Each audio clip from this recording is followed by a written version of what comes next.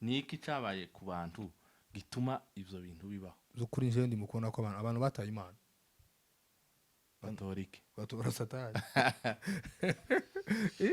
eh eh guti imana ugatora satani satani okay. Satani ni umwami w'isi aho imana ni umwami w'ijuru aho abantu bakeneye kuja mu ijuru kandi isi ni isi iwawe uyireba gutya takindi kintu kiryoshe nk'isi isi ibintu byose bibi bigira ritime kurusha ibyiza kurusha ibyiza ibyizaga tibiza bigaragara ibi biga ni hano azarana buri uzokora ikintu kibi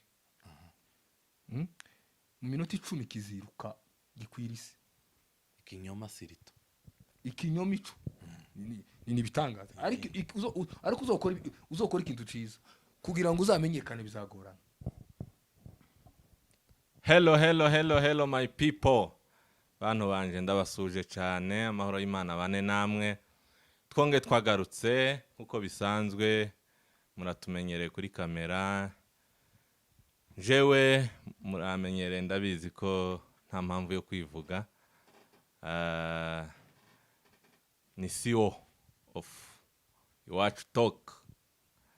Twari tubakumbuye, twari tugize iminsi tudakora ariko twagarutse nkuko twabibasezeranyije.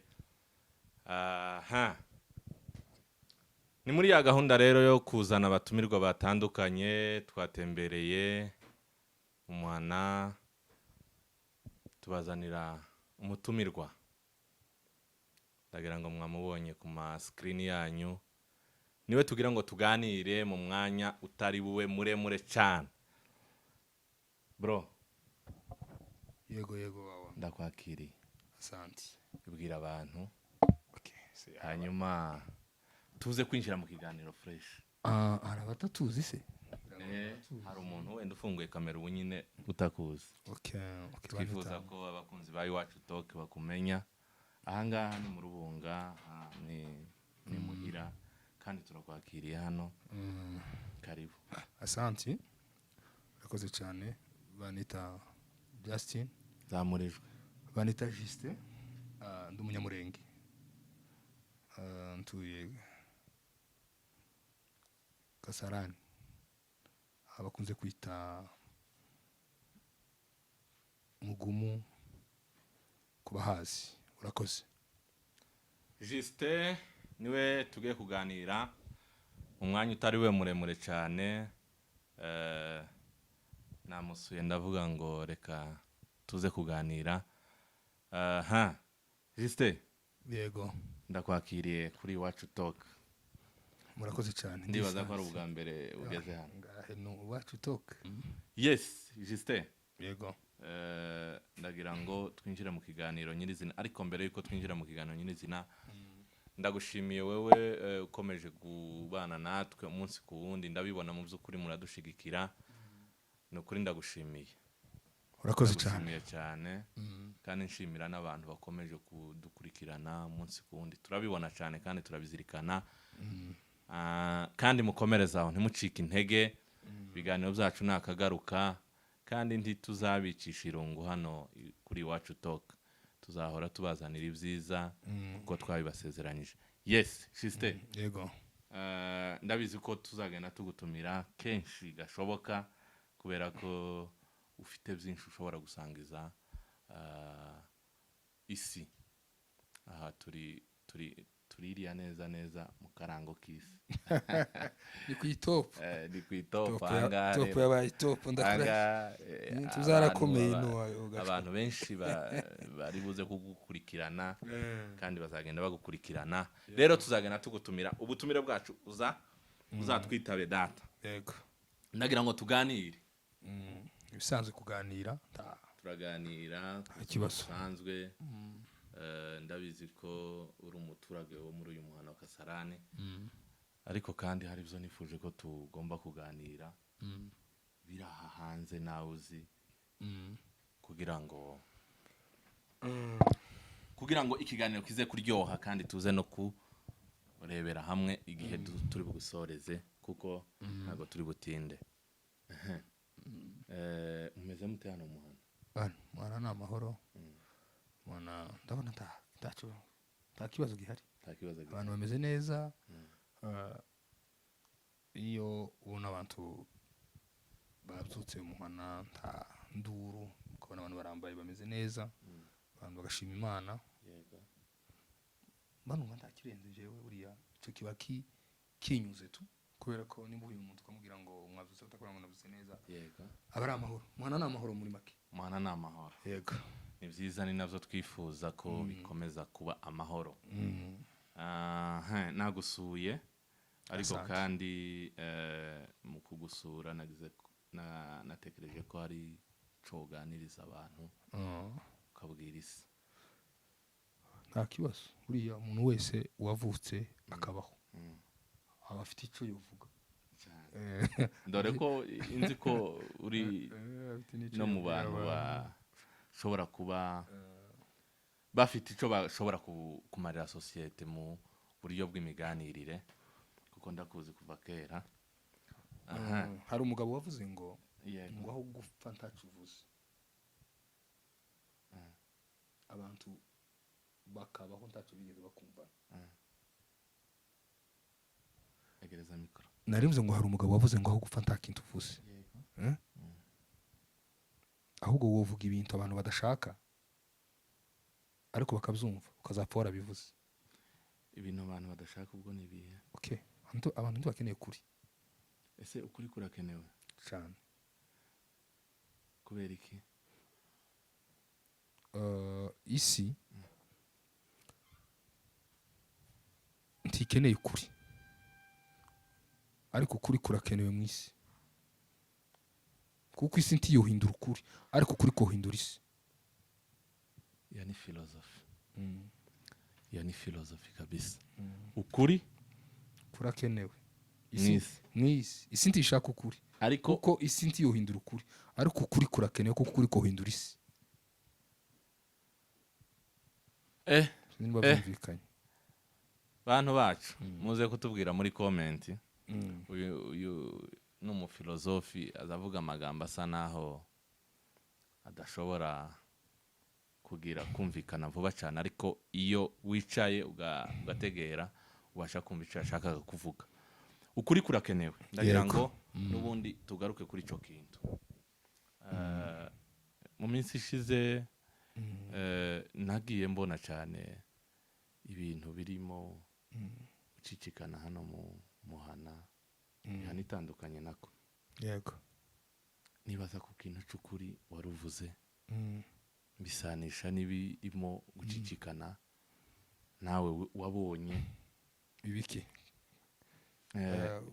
bivuge ibyo byose hari amakuru uzi ariko utenda kutubwira ko uyazi usa nkaho ushaka ko tuyaca hejuru kandi urayazi. Nta makuru ari hano mu muhana cyangwa ari mu mihana. Okay, abantu bakurikira ibintu bitandukanye kandi dufite information zitandukanye. Vuga yuzi. Hari minsi ishize nahise mbona utuntu nyina mbona abantu ko baravuga ibintu nyine bitari byiza abantu bari gukora bitari byiza hano byanshimisha ko nta bitagezeho dore ka tubivuga gutyo. Iyo ubishanishije n'ukuri ariko urabona abantu kuko badakeneye ukuri kandi badakeneye kuko ukuri kofasha abantu niyo mpamvu ibintu biza ari biba abantu bagaceceka. Rero sinzi nimba none ushaka kuko kuri tukuvuga cyane wavuze ko ukuri gukenewe mu isi ariko isi idakeneye ukuri. Noneho twebwe tukeneye ukuri none ndifuza kuko kuri kuja hanze. Yo tuganire kuco bita imyitwarire myiza imyitwarire mibi kubera ko ico tubariyeho uzamurijwe data. Narivuze ngo reka tuganire kuco bita imyitwarire myiza n'imyitwarire mibi cyangwa umuntu mwiza n'umuntu mubi. Abantu naba abantu ni babiri n'ibintu ni bibiri. Ibintu byose uzosanga ari bibiri aho nta kintu kiza ikintu iyo cyaje ari cya gatatu buriya ntikiba kigifite inani ariko ibintu bibiri buriya focus yose ziza hari ibintu bibiri gutya bishoreranye shoreranye kuri n'ikinyoma nkakuraga kwa Yesu na Satani n'abantu abo babiri umuco n'umwijima ni ibintu aho rero- ndashaka ngo tuvuge ukuri twebwe turi mu ruhande rw'ukuri abantu bari mu gutegera abandi bantu bigasa nk'aho hano ari kwikorera marketing mu buryo bwa media ariko by'ukuri turi hano kugira ngo twiyamamaze nta nubwo turi hano kugira ngo dushimishe abantu abadukunda ni benshi abatwanga ni benshi mu isi niko bigomba kuba umuntu avuga uko ashaka nkunda gusoma amakomantere ku ma YouTube abantu umuntu akandika uko ashaka akaba yo kwandikira umuntu niyo mpamvu buriya isi ikomeje kugira ibibazo abantu badakeneye kumva ukuri ibibi bikomeza kwiyongera kandi buriya ukuri kurafasha abantu bagahinduka niyo mpamvu tubariye kugira ngo duproteje abantu kuko igihe turiho dufite impamvu Imana yadushizeho no kugira ngo tugire icyo dufasha society yes nashatse kukubwira ko muri ubu buzima turimo ntabwo tukiri abo kuza hano kuri YouTube cyangwa se hano kuri kamera ngo abantu batubone turi hano kugira ngo abantu bumve icyatumye tubaho kandi kibafasha yego abantu bazakwanga kubera ko wavuze ukuri abantu bazakwanga kubera ko wahishe ukuri ni the possibility umuhana wacu dutuyemo nyizere ko ari umuhana mwiza kandi dukeneye kuwubibamo imbuto nziza dukeneye kugira icyo tugeraho ciza yego zamurisha ari generation dukeneye ko igomba kugira akazoza keza community dukeneye ko tugira community nziza niyo mpamvu nashatse ngo tuganire imyitwarire myiza n'imyitwarire mibi umuntu mwiza n'umuntu mubi umuntu mwiza n'umuntu mubi abo bantu bagomba kubana bati ahubwo se ubamenya gute bamenyera mu bikorwa muri character yego niyo mpamvu wambaje ngo hari ibintu bizi ejo bundi wumvishije nawe warabyumvise ariko tiwabyumvise cyangwa ntiwabibona abantu bazaca umugani ngo ibitakureba uzureba hasi hari ibintu ureba nyine hari ibintu ureba rimwe na rimwe ugawushuka bitewe nuko atari byiza ariko warabyumvise nawe narabyumvise by the way narabyumvise ariko ntabwo ari byiza ntizanshimishije yes ibyo tugira ngo abantu babireke abantu bahinduke abantu bagira umuco mwiza w'abakristo buriya ivuga ngo mwirinde mutagenda nk'abadafite ubwenge mugende nk'abafite ubwenge ndetse hari aho yavuze ngo mugire ingeso nziza hagati mu bapagani kugira ngo kibe icyitegererezo abantu rero barabi ibyitegererezo gute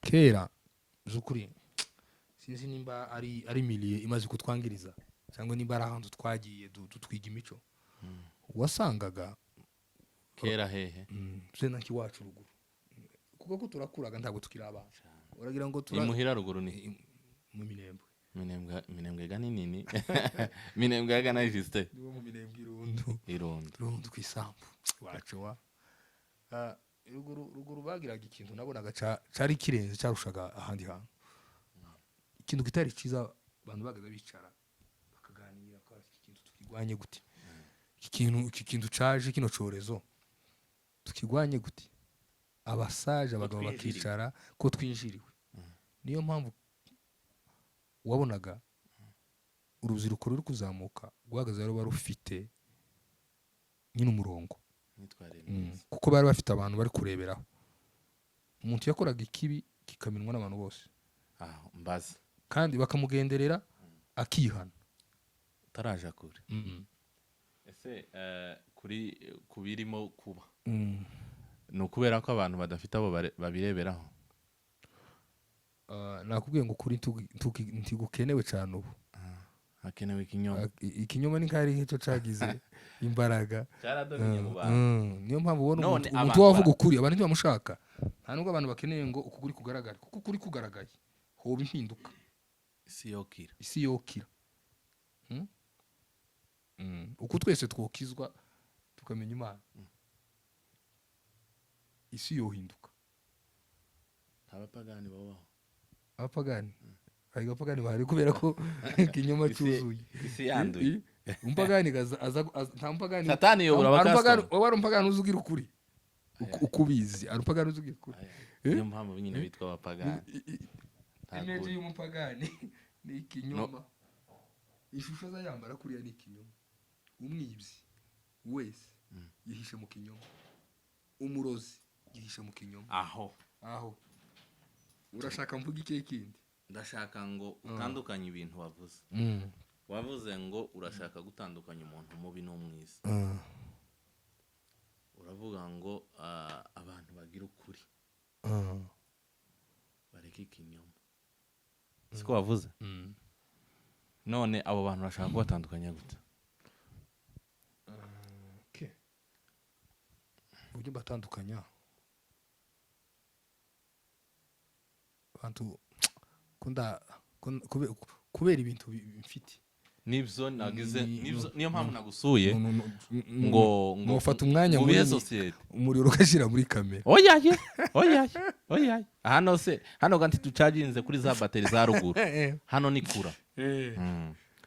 yewe tugira ikibazo cy'umuriro data by'ukuri ndi kubona abantu bari kwitwara neza hano kandi bishobora kuzana ingaruka nyinshi hejuru hazaza. kuzo wambwiye nawe uzi bitagenze neza, abantu ubona hari amashusho yagiye agaragara atari meza, abantu bariyandarika, abantu bari expose mu buryo butari bwiza, kandi ushobora kutareba bari abantu ahubwo ibyishima yabira bintu aba ari byinshi nibizoza nyuma yabiriye bizaba bikomeye. simvuga ngo mvuge ngo umuntu n'uyu yagaragaje ishusho utari nziza, ahubwo ikinzanye hano no kugira ngo abantu bave mu bintu bitari byiza, abantu bareke kwangiriza society, tugarura umuco wacu wa kinyamurenge, uretse na kinyamurenge tugarura umuco mwiza w'abakristo, twiyubahe nk'abakozi b'Imana, bagabura ibyaha. nimba njewe ndi umukozi w'Imana nkaba inza ntambuka nkavuga iby'Imana, yego ngomba kubitangana hano hanze, birizwa ngo nitubareba gusa tubabonemo ingeso nziza, kandi ngo nitubareba duhere ko duhinduka. ndetse araho izivuga ngo turi cyitegererezo.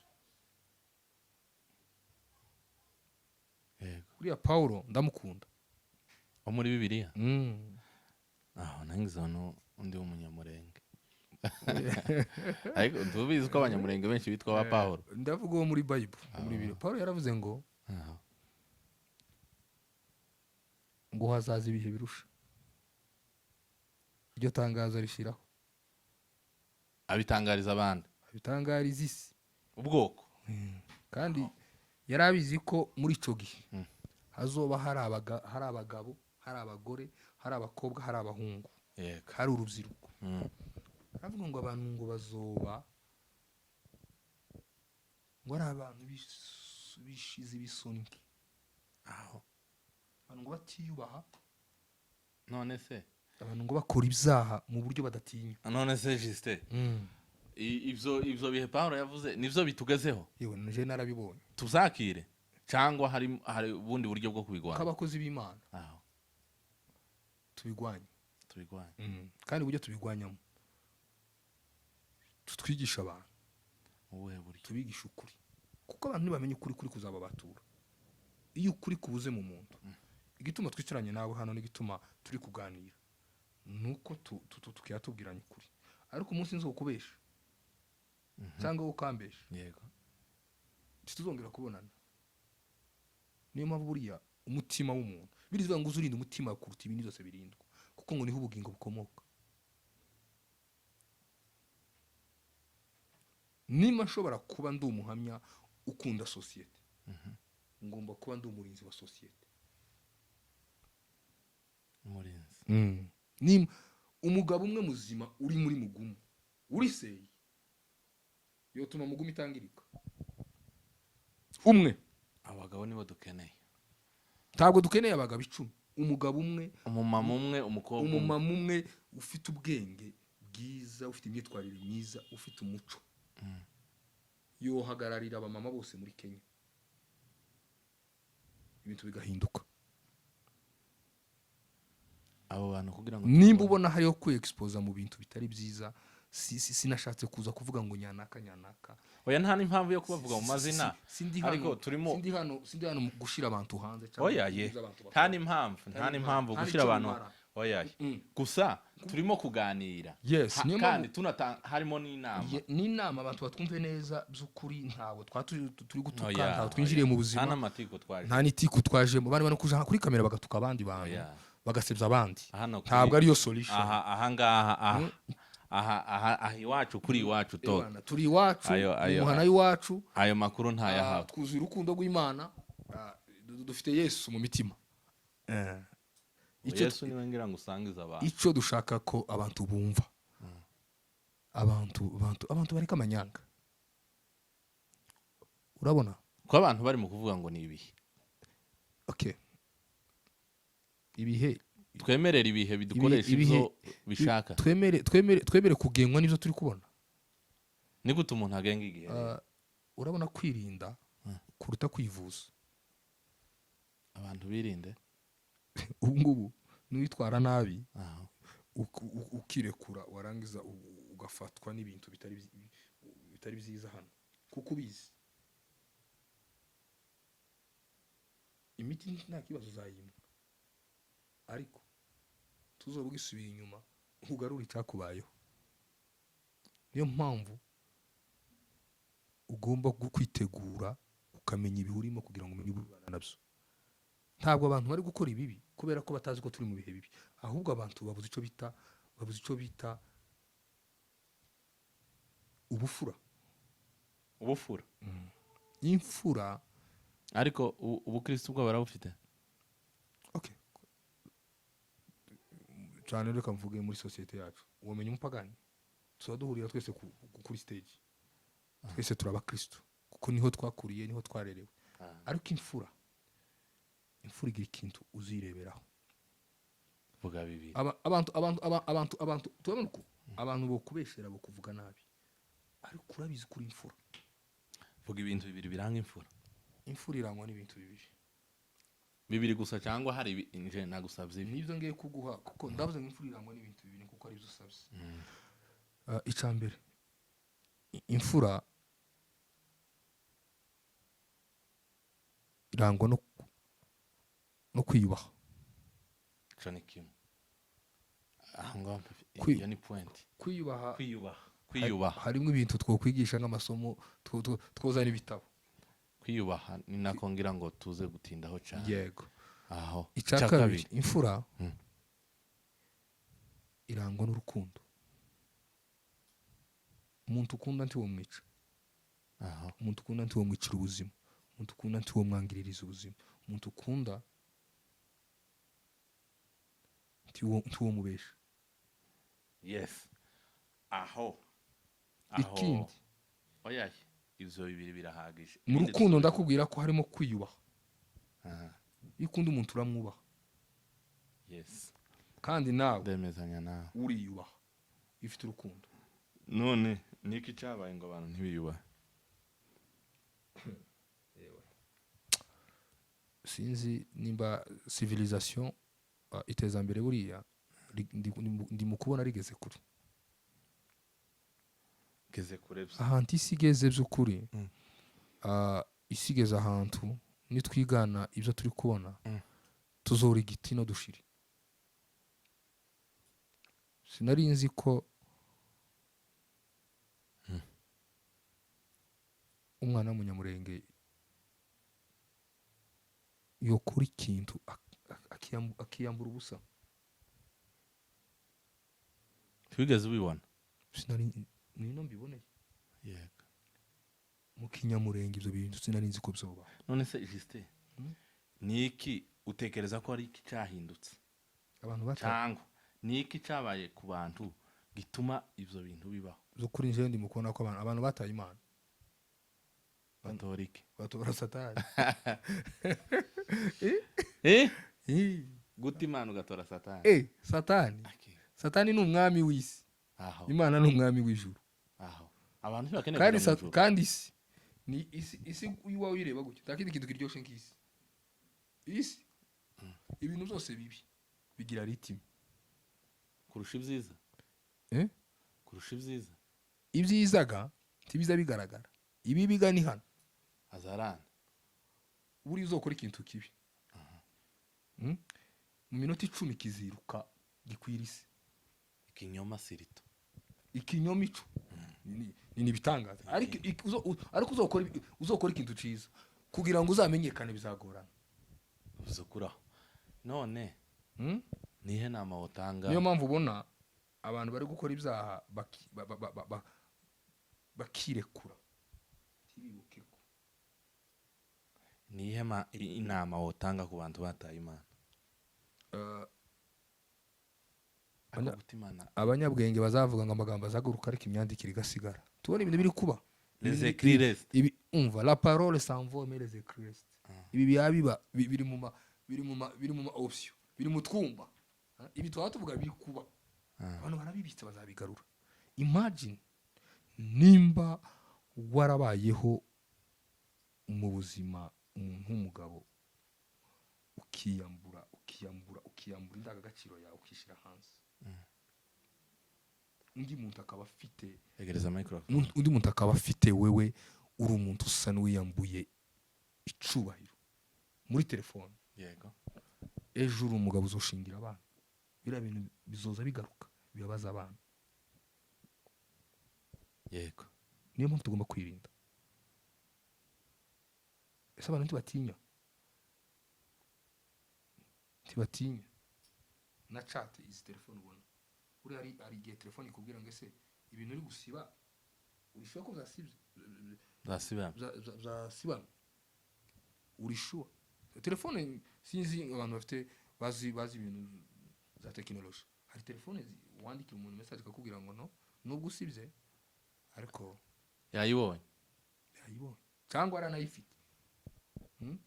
Ukibwira ngo wayisibye akayisigarana, ejo ukabona umuntu afite wewe mu bintu utazi. Twiha agaciro nk'abakozi b'Imana. Kandi ibyo abantu bashaka ko tuvuga si ibyo bikenewe, ahubwo hakeneye impinduka. Kandi sigaye ntekereza ko abantu bafata kamera bakayishyira ku bandi kugira ngo bavuge utuntu dusa nkahe ari ukudekona cyangwa ari ukuvuga ibintu bitari ku murongo. Ni byiza ko nimba umuntu agiye kuri kamera agiye gufasha abantu avuga ibintu byubaka abantu, byubaka sosiyete, abwira abantu bahinduke, abwira abantu biha agaciro. Abahungu biha agaciro, abakobwa biha agaciro, abamama biha agaciro, abapapa biha agaciro. Ibi biri kuba si tegeko ngo tuvuge ngo ibi nibi, ariko abantu bazi biri kuba, abantu bahinduke, abantu bahindura imyitwarire, ndetse abantu birinde gusebya abandi mu buryo budashoboka. Yes. Abantu ubundi umuco wacu habaga gufatana amabanga. Ibanga. Umuntu yakora ikosa mukamugenderera mukamubwira ngo hinduka, reka yamanyanga si byiza, ariko ntimukomeze kumwamamaza mumushyira hanze. Sindi gushigikira abantu bari gukora amakosa, ariko kandi hari ingaruka zizabaho nyuma y'ibyo abantu bari gukorera abandi. Kugusebya, gukora ikibi warangiza akagufata akagusebya siyo solution. Solution ni iki? N'umupagani kuja kumubwiriza ukamubwira ngo ni mubi ntacamaze ntacyo uzageraho siyo solution. Ahubwo kumubwira ko agomba kubireka agahinduka. Ibyo wakoze hari ikizere ko ubireka kandi ejo hawe ni heza, bizo bimutera guhinduka. None aba bantu bagenera ubutumwa turi ku musozo. Nka recommandation yanje nta birenze, ni ibisanzwe turi hano mu rugo ko turaganira. Yego. Nk'abavandimwe, abantu bagira umuco mwiza, abantu biha agaciro, abantu bareke kwisebya. Nta muntu udafite intege nke, kandi nta muntu utokora ikintu gishobora gushitura abantu. Ariko riba isomo ryo kwiga ngo ese kubera iki ibintu biri kuba, kubera iki ibintu biri gutambuka, bidutere gufata imyanzuro yo kuba mu buzima bw'impinduka ya ndetse bantu bamenye Imana nta kindi kintu Imana yadushiriyeho no kugira ngo tuyiramye tuyihimbaze ibindi byose bize ari inyongera mvuga ni imirimo myiza muri Kristo Yesu ariko imirimo mibi ni ugusebanya ni ugukora ibibi ibi byose wabona kuhabona utu tuvideo mufite mu matelefone yanyu ari abagabo ari abantu bantu bavuga utugambo gutyo ngo byagenze gutyo na gutyo kuriya ntabwo ari yo solution ntabwo ari cyo gisubizo ngo nze kubwira ngo wamenya amakuru ngo naka yakoze iki igisubizo ni iki bantu nibareke bave mu bintu barimo bitari byiza umuntu nimba ari kuroga reke kuroga umuntu nimba ari gukora icyaha byaha hano mu mukono imico y'abanyamahanga atanu kibatinya kitwaje kwiga imico mibi cyatuzanye hano murakizi no kwirinda no kuba mu buzima utunze Imana ndetse twige gushaka amafaranga twige business n'ibindi byo guteza imbere ariko ibintu zo kugira ngo umanipire undi muntu umuhezi ufite kugira ngo umukoreshe nka materialiste ejo ubuzima bwe bupfe ibyo bintu bireke bantu babireke ni recommandation umuntu uwo ari we wese ufite umugambi mubi kundi muntu areke dukundane ariko dukundane mu buryo bw'ukuri turasoje Justin tuzagaruka dufite umwanya uhagije turaganiriye ariko kandi hari ahantu usize abantu ariko tuzagaruka turabibasezeranyije ko tuzongera kwicara muri office utaha naje nkubwire ni ingaruka fata microphone narimuze ngo ni ingaruka hano kuri kamera sinzabanje gukora igitangaza sinzabanje kuvuga ibintu birenze oya tuzakomereza nzabanje gukora evaluation yuko ibyo navuze byibura abantu babihaye agaciro gusa naje uri kuvuga yego ngomba kwiga kugira ngo mbe icyitegererezo cy'abandi bantu rero bavandimwe nabashimiye mwakoze urakoze cyane papa Justin Mutabara niwe twari kumwe muri studio zacu abashe kutuganiza neza gusa abantu mureke guta Imana yavuze ko abantu bataye Imana muri cyo kibazo abona mu bwoko bwacu abantu bataye Imana ngo batora Satani kandi sinibaza ko umuntu ashobora guta Imana agatora Satani sinzi okay na mahitamo y'abantu y'umuntu ariko dusubire ku gicaniro twibuka Imana yiwacu ko yageze tubwira ngo mwirinde yes ndabashimiye bano banje kandi mbashimira uburyo mudukurikirana ndetse naduha support ndabibona mu by'ukuri kandi ndabizirikana ndabashimiye cyane mukomeze mudushigikire tugere kure kandi tuzagera nayo namwe shema ryacu ni mwebwe murabizi turabakunda ibiganiro byacu nakagaruka ciao